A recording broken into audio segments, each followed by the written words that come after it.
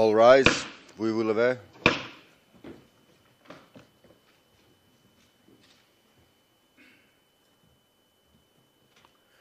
The International Criminal Court is now in session. L'audience de la Cour pénale internationale est ouverte. Please be seated. Veuillez vous asseoir.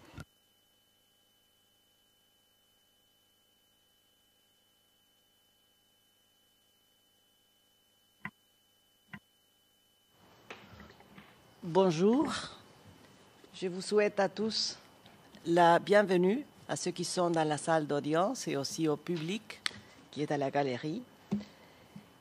Et je prie au greffier d'audience d'appeler l'affaire, s'il vous plaît. Merci, Madame le juge. La situation en République de Côte d'Ivoire dans l'affaire le procureur contre Charles Blé Goudet, ICC 0211-0211.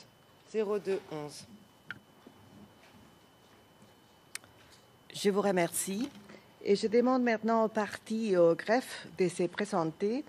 Je vous rappelle de parler, s'il vous plaît, lentement, de marquer des pauses avant de répondre à des questions afin de permettre aux interprètes de faire leur travail. Madame le procureur, puis-je vous demander de vous présenter ainsi que présenter à votre équipe, s'il vous plaît. Vous avez la parole, madame. Thank you, Madam President. Merci, Madame le Président. Donc, le bureau du procureur est représenté aujourd'hui par M. James Stewart, M. Eric MacDonald, M. Lloyd Sang, Mme Christina Varga, Maria Bernenkova, Flori Hick et Andrea Fulga. Et je suis Fatou Bensouda, Je vous remercie, madame. procureur. Je m'adresse maintenant à l'équipe de la défense de M. Blé Goudet. Je vous prie de laisser le soin à votre client de se présenter lui-même plus tard. Mais vous avez la parole pour vous présenter ainsi que votre équipe, s'il vous plaît. Good morning, Your Honor. Bonjour, Madame le Président. Je suis Maître Nicolas Kaufmann. Je suis membre du barreau israélien d'Angleterre et Pays de Galles. Je représente M. Blé Goudet et à côté de moi, une personne que nous connaissons très bien et sans le soutien de laquelle un grand nombre d'équipes de défense ne pourraient pas fonctionner. Donc, Maître Xavier Jean Keïta. Ensuite, Razila Drazidovic, notre commise aux affaires, qui vient de l'OPCD, elle aussi. Et bien sûr, M. Blé Goudet, qui va se présenter par la suite. Avec votre permission, j'aimerais aussi citer 4 autres personnes qui travaillent avec acharnement au Côte d'Ivoire pour M. Blé Goudet, qui ont travaillé pour lui lorsqu'il était prisonnier là-bas. Maître Hervé Guaméné, Maître Claver Hendry, Maître Serge Mougnon et Maître Félix Bobré. Je vous remercie.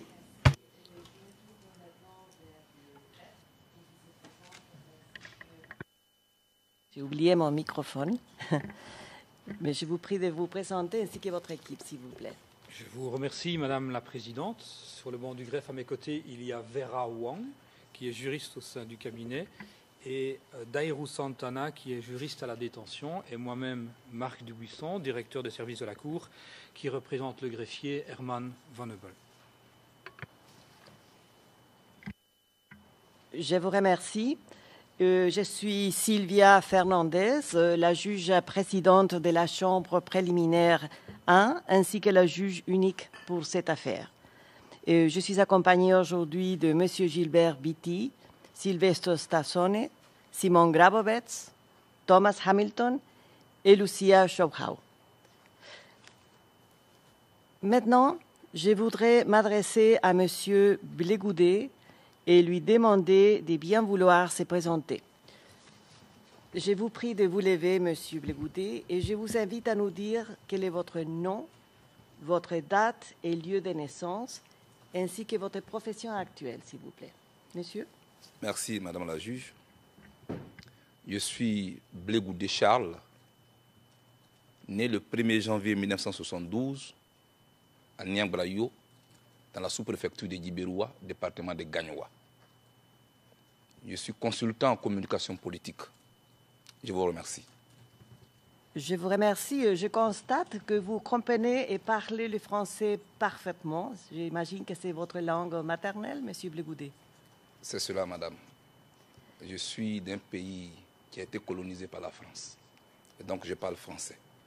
Mais je comprends que vous parlez aussi l'anglais parfaitement, que vous avez étudié à l'Université de Manchester, c'est bien ça? Ce n'est pas faux, madame la juge. Vous le parlez, vous le comprenez parfaitement? Yeah, I can speak English, but I prefer speaking Je peux French. parler anglais, mais je préfère parler français. Donc vous pouvez parler anglais, mais vous préférez vous exprimer en français. C'est cela, dit le président. Monsieur Blégoudet, en effet. Je crois qu'il est utile de clarifier la nature et la portée de cette audience. Il est important de rappeler qu'il ne s'agit pas aujourd'hui d'un procès ni d'une audience de confirmation des charges. Aucun élément de preuve ne sera recueilli ni présenté, et il n'y aura pas non plus de questions touchant à la culpabilité ou à l'innocence de M. Blégoudet. La portée de cette première comparution est limitée à 3 objectifs, conformément à l'article 60, paragraphe 1er du Statut de Rome et la règle 121, paragraphe 1er du règlement du procédure et des preuves. Premièrement, cette audience a pour objet de permettre à la chambre préliminaire de s'assurer que la personne ayant fait l'objet du mandat d'arrêt a été informée des crimes qui lui sont reprochés.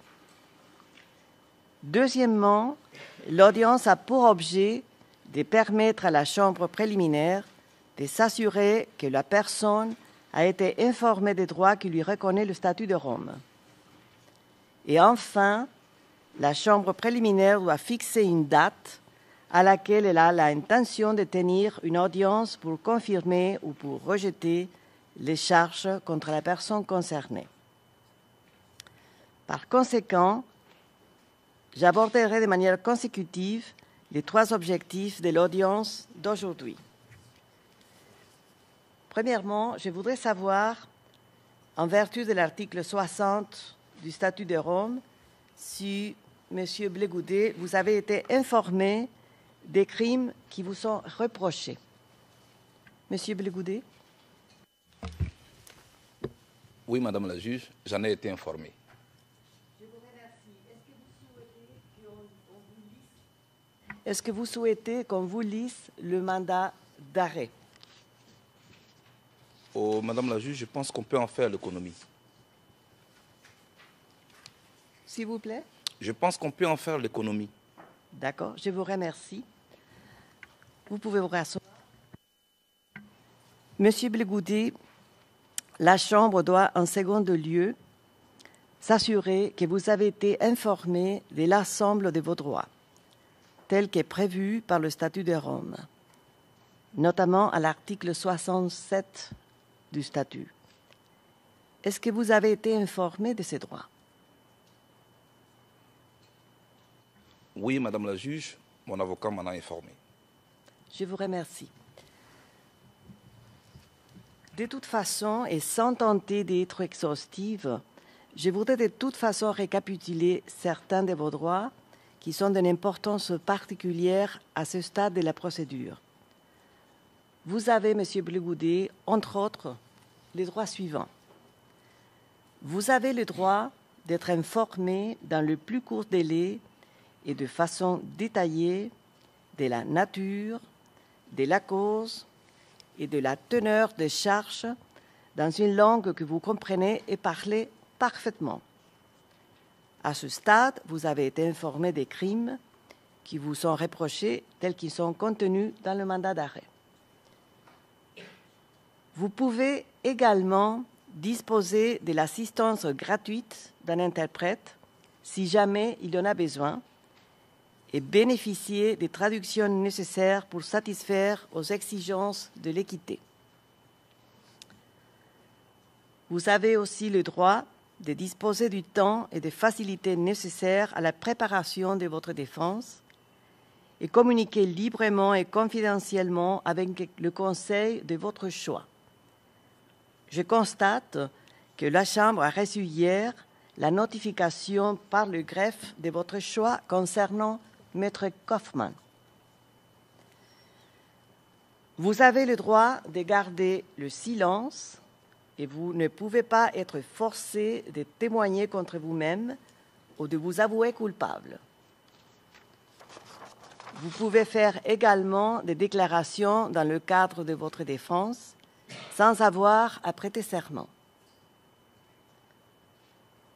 Outre toute autre communication prévue par le statut, les procureurs doivent vous communiquer, dès que cela est possible, les éléments de preuve en sa possession ou à sa disposition qui vous disculpent ou qui tentent à vous disculper ou atténuer votre culpabilité ou qui pourraient entamer la crédibilité des éléments de preuve à charge. Vous avez le droit, au stade de la confirmation des charges qui va suivre, de contester les charges ainsi que les éléments de preuve présentés par le bureau du procureur et de présenter vos propres éléments de preuve. Vous avez aussi le droit de renoncer à votre droit d'être présent à l'audience de confirmation des charges. Cependant, la Chambre a le droit d'exiger votre comparution si elle estime nécessaire. Vous avez également le droit de renoncer à votre droit de participer à toute conférence de mise en état qui sera tenue à la suite de cette première comparution dans le but de procéder à une divulgation efficace des éléments de preuve. Vous disposerez de temps et des facilités nécessaires pour préparer votre défense. Vous aurez notamment la possibilité d'interroger ou de faire interroger des témoins à charge et d'obtenir la comparution des témoins à décharge ainsi que de présenter d'autres éléments de preuve. Vous pouvez également faire des déclarations dans le cadre de votre défense sans avoir à prêter serment. Finalement, vous avez le droit de faire appel à certaines décisions conformément à l'article 82.1 du statut et des dispositions pertinentes du règlement des procédures et des preuves. Monsieur Blegoudé, je m'adresse à vous une nouvelle fois pour savoir si vous avez des observations à formuler sur les conditions de votre remise à la Cour pénale internationale, ainsi que votre avis sur les conditions de détention au siège de la Cour depuis votre arrivée à La Haye. Est-ce que vous avez des observations à formuler là-dessus? Oui, Madame la juge, j'ai beaucoup d'observations. Je ne sais pas si je le fais maintenant ou c'est après. Je vous écoute et je vous rappelle que je voudrais connaître surtout vos observations sur les conditions de détention à La Haye ainsi que votre remise à La Haye. Merci, Madame la juge. Je voulais d'abord dire que je suis content d'être là. Pour le respect que j'ai pour les victimes, mais de toutes les victimes de la crise qui a secoué mon pays, je suis content d'être là. Dans l'affaire qui m'oppose au procureur, pour que la vérité soit sue, afin que cessent les murmures. Madame la juge, je ne veux pas être libre de mes mouvements physiques pendant que ma conscience innocente, accusée à tort d'être la base de tous les torts, pleure au-dedans de moi. Madame la juge, contrairement à une certaine opinion qui estime, à tort ou à raison, qu'un voyage à la CPI est un voyage de non-retour, je pense qu'un citoyen qui est suspecté par la CPI peut venir ici, faire l'objet d'un procès, et s'il est innocent, peut repartir chez lui. Et je sais que je repartirai chez moi. Et je sais que je repartirai chez moi. Madame la juge, je n'ai pas été remis à la CPI dans les normes. Je voudrais le noter. J'ai été arrêté de manière cavalière au Ghana, surpris dans mon sommeil, amené manu militari au Bureau national d'investigation, mis dans un véhicule sans qu'on me dise où on m'amène. C'est pendant que nous roulions que je me suis rendu compte qu'on me ramenait en Côte d'Ivoire. Et pourtant, les choses pouvaient se faire dans les règles de l'art. On ne m'a pas permis de parler à un avocat. Mes droits élémentaires ont été violés, Madame la juge. Je voulais que cela soit noté. Dans mon pays, avant qu'on me remette à la CPI, pendant 14 mois, j'ai été séquestré, Madame la juge. Je ne pouvais voir personne et personne ne pouvait me voir, Madame la juge. J'ai fait 10 mois dans un violon, nu. Je n'étais pas bien nourri. Chaque soir, Madame la juge, je devais chercher un morceau de viande solitaire dans une mare d'eau abusivement appelée soupe. Madame la juge, chaque fois qu'on devait me déplacer, on me bandait les yeux avec un morceau de pagne. On me mettait une cagoule. À part la DST, mon pays où j'ai fait près de 9 mois et demi dans un violon, avec pour voisins Jean-Yves Digopieux et Jean-Noël Abbaye. Les autres lieux où on m'a détenu, j'avais toujours les yeux bandés et jamais je n'ai su où j'étais. Madame la juge, c'est tout dernièrement qu'un après-midi, mon geôlier est venu pour me coiffer. Ils sont venus dans la chambre avec des bagages. Ils m'ont amené au sous-sol toute l'après-midi. Et c'est quand nous sommes remontés que je me suis rendu compte que la chambre était d'une propreté sans pareil. Ils ont rangé des livres. Ils ont rangé tout ce qu'il y avait à ranger. Et ils avaient un appareil photo. Ils ont commencé à me photographier. Ils me disent, il faut sourire. Et je souris. Fais comme si tu étais en train de lire. Et je lis. C'est plus tard que je me suis rendu compte que c'était une mise en scène que le ministère de l'Intérieur de mon pays venait de faire. Madame le juge, j'ai été réveillé le 21 mars à minuit. On m'a bandé les yeux. On m'a mis une cagoule. On m'a mis dans un véhicule. De minuit jusqu'au matin, j'étais assis dans une chaise, les yeux bandés, la tête encagoulée. Et c'est le matin, quand on m'a enlevé la cagoule, que je me suis rendu compte que j'étais à la DST à nouveau. Mis dans un véhicule, on m'a conduit chez le procureur. Madame la juge, c'est là qu'on m'a signifié votre mandat d'arrêt. Le même jour, au pas de course, les autorités de mon pays ont fait siéger la chambre d'accusation qui devait approuver mon transfèrement. Madame la juge, c'est comme ça que j'ai été remis le lendemain à la CPI. J'estime qu'on peut faire la politique avec élégance, avec sagesse, et que la prison n'est pas un instrument pour briser le moral de ses adversaires politiques. On n'utilise pas la prison pour cela. Quelqu'un est accusé, avec tous ses droits, on peut le mettre en prison. S'il est reconnu coupable, il est condamné. Et je voulais vous dire, dans cette cour où je suis, si je suis reconnu coupable, que la loi me soit appliquée dans toute sa rigueur.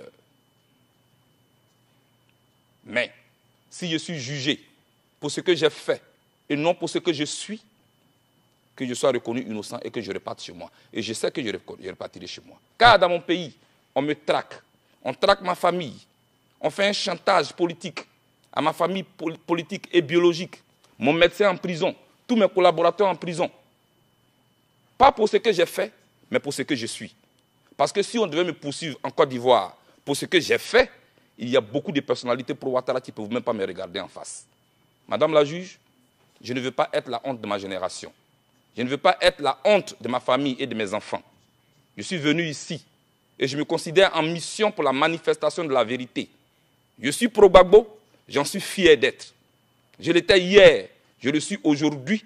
Madame, j'ai appris avec Gbagbo le dialogue. J'ai appris avec Gbagbo la réconciliation. J'ai appris avec Gbagbo qu'il faut convaincre l'adversaire et non le vaincre. Et pour cela, je suis pour que la manifestation de la vérité se fasse. Madame la juge, que la paix soit en Côte d'Ivoire et que la Côte d'Ivoire ne s'embrasse pas à cause de moi. Je vous remercie. Je vous remercie. Est-ce que vous avez des des observations additionnelles à formuler sur vos conditions de détention à La Haye. Merci, Madame la juge. Ici? Je suis venu à La Haye. C'est ici que moi j'ai appris qu'un individu peut avoir des droits qui lui sont reconnus. Et je voudrais vous remercier pour ça d'ailleurs. Je suis bien traité ici. Et je suis animé d'un double sentiment. Parce que quand on m'a mené à La Haye ici, beaucoup ont pleuré. Et pourtant, en Côte d'Ivoire, je vivais le calvaire. Chaque jour, je vivais dans l'angoisse. Chaque minute était un combat. J'étais comme un objet dont on disposait quand on voulait, comme on voulait. Et on me faisait du chantage politique. J'en avais honte pour mon pays et pour mon continent. C'est quand je suis arrivé ici que je me suis rendu compte qu'un individu peut avoir des droits. J'ai été logé comme un prisonnier. Je ne peux pas demander comme dans un hôtel à 4 étoiles. Un prisonnier est un prisonnier, dans tous les cas. Et je suis préparé à cela. Je suis prêt. Mais j'ai quelques observations à faire avec mon avocat. Mais je souhaite, pour le respect que j'ai pour la Cour, qu'on vous en parle à huis clos, Madame la juge. Je vous remercie. Je vous remercie, M. Blé-Goudet. Je vous aussi vous rappeler que parmi vos droits, en vertu de l'article 60 du Statut de Rome, vous avez aussi la possibilité de formuler une demande de liberté provisoire en attendant d'être jugé. Monsieur Blé-Goudet, je souhaite savoir si vous souhaitez présenter cette demande de mise en liberté provisoire maintenant. Si vous ne le faites pas maintenant, vous pouvez toujours le faire par écrit à la suite de cette audience. Et en tout cas, une décision de la Chambre sera rendue après avoir obtenu les observations pertinentes du procureur et des autres participants, comme prévu par le statut, le règlement des procédures d'épreuve et le règlement de la Cour. Maître Kaufmann. Maître Kaufmann, tout à fait. Si je pouvais répondre à cette question, il est bien évident que nous allons déposer une écriture en vue d'obtenir une libération provisoire, mais il faudrait savoir quelles seraient les États parties qui seraient en mesure d'accueillir M. Blé-Goudet. Étant donné qu'une comparution initiale est souvent une audience où l'on soulève plutôt les irrégularités qui ont eu lieu lors de le transfèrement, j'ai un point à soulever qui a été mentionné par M. Blé-Goudet d'ailleurs et qui est pertinent en ce qui concerne la libération provisoire. C'est son arrestation au Ghana. Le Ghana est un État partie qui a signé le statut de Rome et qui était obligé d'exécuter le mandat d'arrêt délivré par cette Cour et ne l'a pas fait. Il me semble que la Cour a le droit, a l'obligation d'ailleurs plutôt, d'exiger du Ghana de présenter ses observations pour expliquer pourquoi elle n'a pas mis en œuvre ses obligations au titre de l'article 89.1 du statut de Rome. Je demanderai aussi à la Cour de demander à la Côte d'Ivoire, qui est aussi État partie au statut de Rome, de présenter ses propres observations de la même façon, pour expliquer pourquoi elle n'a pas rempli ses obligations, qui étaient d'exécuter le mandat d'arrêt en application de l'article 89.1 du statut de Rome. Ces questions sont extrêmement pertinentes, non seulement en ce qui concerne la libération provisoire, mais aussi en ce qui concerne l'exception d'irrecevabilité que nous allons peut-être engager dans les jours à venir. Je vous remercie. Je vais à présent fixer la date de l'audience de confirmation des charges. C'est le troisième point qui figure à notre ordre du jour, conformément à la règle 121, paragraphe 1er du règlement des procédures et des preuves. La Chambre doit, bien sûr, donner suffisamment de temps pour que les parties puissent se préparer et participer de manière effective à l'audience de confirmation des charges. En tenant compte de l'expérience préalable de cette Cour dans la matière et des circonstances particulières de cette affaire, la Chambre a décidé de fixer la date du 18 août 2014 pour la tenue de l'audience de confirmation des charges. 18 août. Cette date pourrait être reporté en fonction de l'évolution de la procédure ainsi que des demandes de parties. Cependant, ce temps devrait être suffisamment long pour procéder à la divulgation des éléments des preuves et des pièces et de permettre aux parties de se préparer de manière efficace.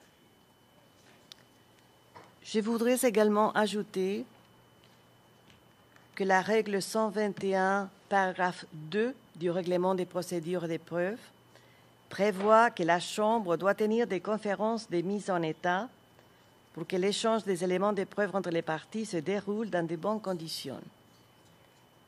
La date de la première conférence de mise en état sera communiquée aux parties prochainement par voie d'une ordonnance écrite.